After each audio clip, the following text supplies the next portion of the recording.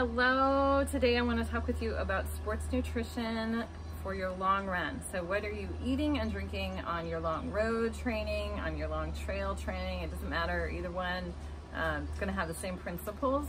Today we're talking about running longer than 90 minutes. You definitely want to have a plan and be working on putting that plan into place for those workouts. Now, as you're doing your training, each of your long runs, if you're training for a race, is really just a matter of also training your stomach and figuring out what your stomach likes. So figuring out what is going to be the best thing, the best thing on race day, the best plan. And you're not going to change that plan unless you need to, of course. Sometimes plans get altered on race day, but you don't want to try to throw a bunch of new stuff in on race day. So let's start with how we're going to carry everything. So there's several options. So one of those is handheld. So you can get these with a little pouch on them, so you can get some nutrition in there too, or a phone or a key or whatever. And then the other option is, my favorite, is the vest. This vest I just got, and I got it at Walmart, which was really cool because I went into a running store and I found a vest and I put it on and it was so nice.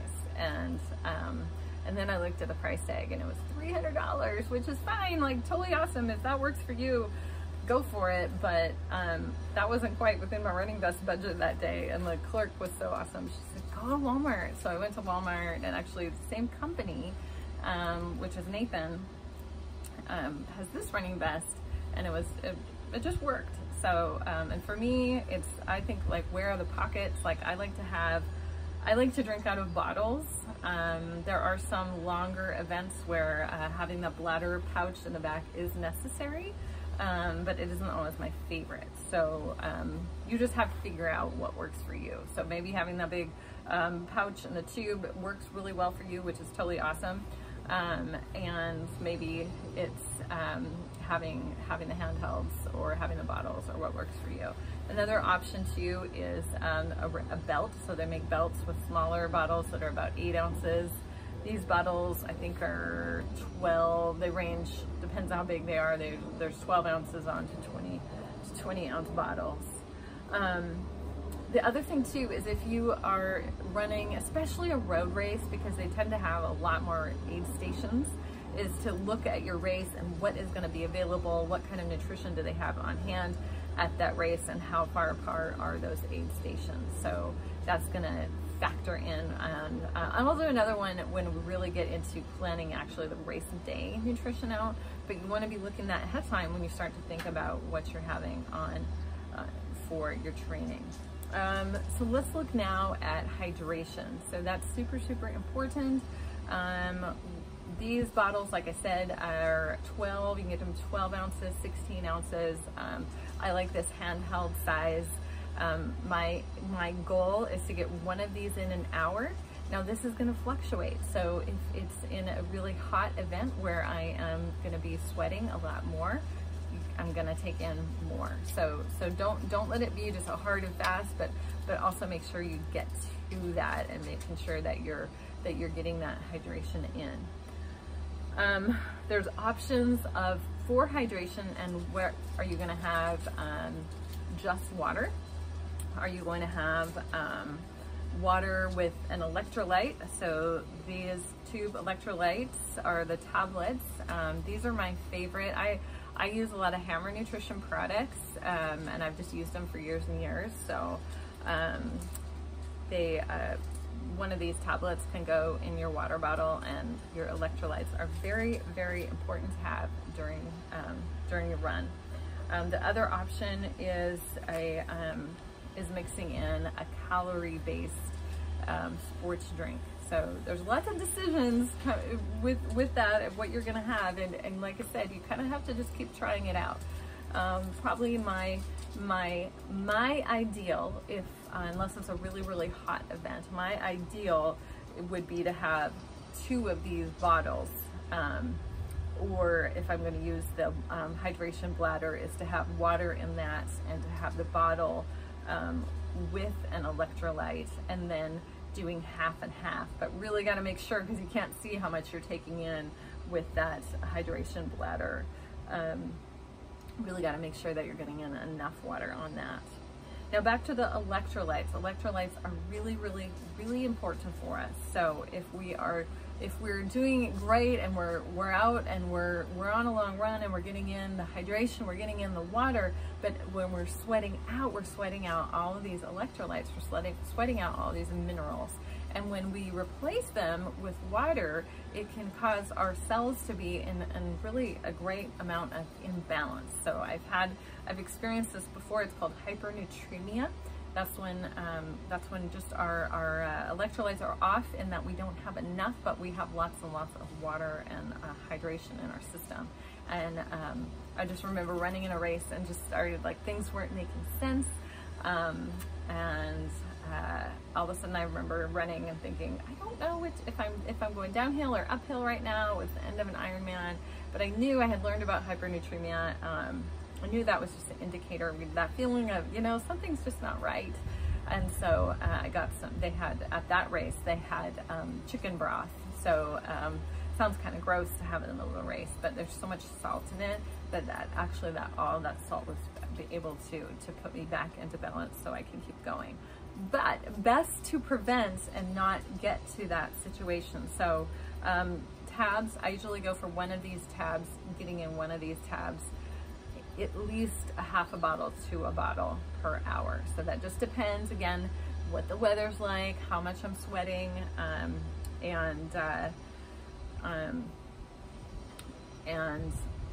so how I'm going to balance that out with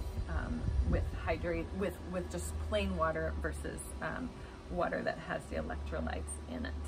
Now the other factor to take in is, do I want to have calories? So we also want to have calories. So our water or hydration rule is one bottle, and that's going to be 12 to 16 ounces, depending on the heat, depending on your own needs.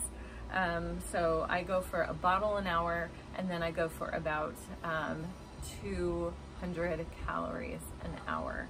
So one thing we want to watch on the calories is that we get enough and that we don't get too much. So it's kind of a balance that we just have to be paying attention to our bodies. It's really easy to get just tricked into thinking, well, I don't really need anything. So I'm running along and I feel fine. The only problem is when we do that, and then we get miles down the road and we crash, and now it's too hard to recover from all of that.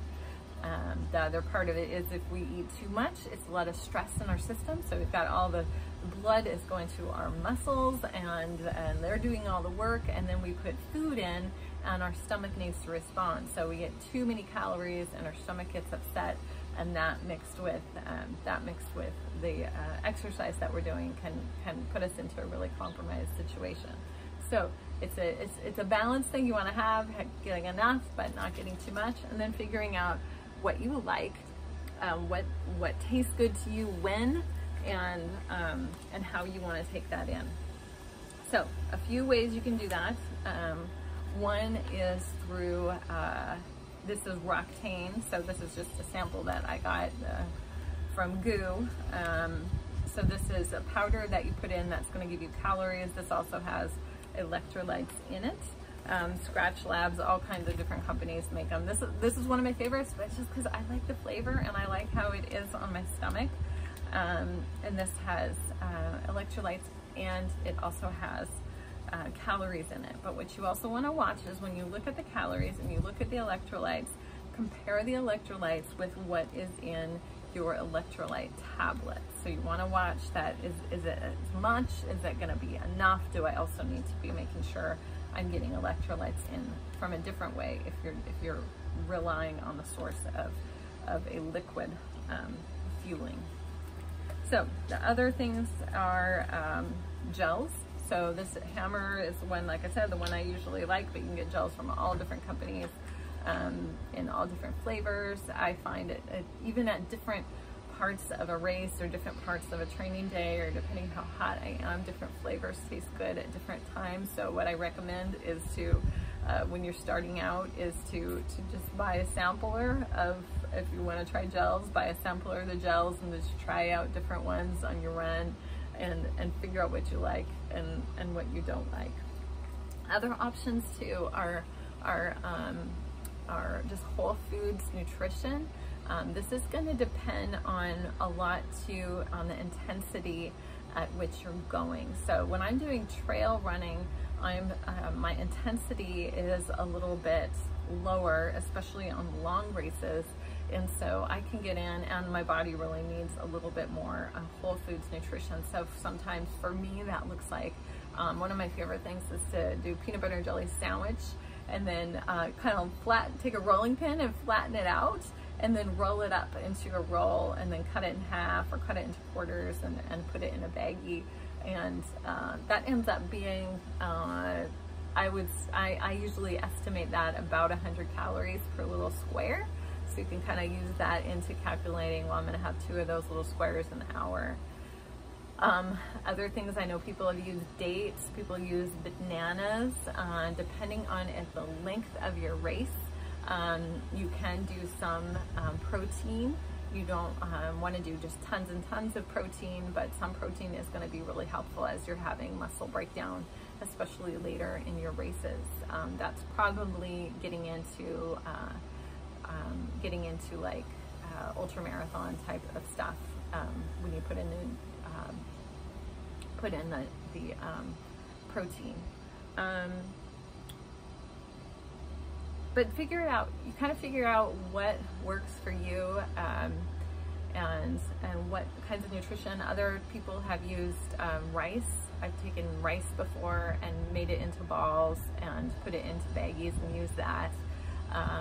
Just try different things out until you kind of get the thing that works for your stomach and gives you the energy that you need. And then my last thing on this is each time you go out, make a plan. So if I'm gonna go out and go for a 2-hour trail run, I've got a training day, that's what's on my schedule. Okay, so I know that's gonna be 2 water bottles. And for me, I'm gonna make sure, especially here in the heat, that I'm gonna be taking in, my goal is to get one of these electrolytes in an hour. And then that's also gonna be 400 calories because I've got 2 hours. So I'm looking at, these gels are 100 calories each. So that's either 4 gels, or maybe that's a mix of a gel and part of a sandwich, or sometimes I've even used different bars. Some of the more Whole Foods bars work too. So take all of that, load it into my vest, and then the goal is that I get through all of that food before the end of my run. Now what happens is, okay, you're at the end of your run, maybe you've got half an hour, you've got 20 minutes left, and you're like, okay, I got 1 gel left. Why would I eat that 1 gel, right? I'm gonna finish this run, right? Well, the nutrition that we take in on our long training run also goes into our recovery. So even in those last 20 minutes, even if I have that 1 gel left, I'm still gonna take it, because once I stop running, my body is still using that nutrition. My body still needs to take that nutrition in so that I can start in the recovery process. So let me know if you have any questions about nutrition. I can meet with you individually, but I just wanted to give just a basic outline. So remember, it's a bottle an hour of fluids and about 200 calories, and you work in that into what works for you.